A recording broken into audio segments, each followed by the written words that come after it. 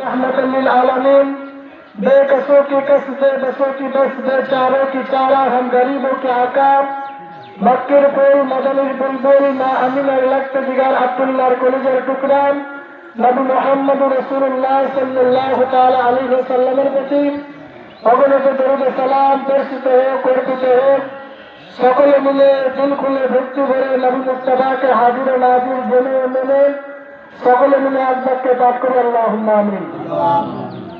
মুআজ্জাজ মুহতারাম সামাঈনে কিরাম, আল্লাহ রাব্বুল আলামিনের পবিত্র বাণী, পবিত্র কালামুল্লাহ শরীফের মধ্যে আল্লাহ রাব্বুল আলামিন ঘোষণা দিলেন, ইন্নাদ দীনা ইনদাল্লাহিল ইসলাম।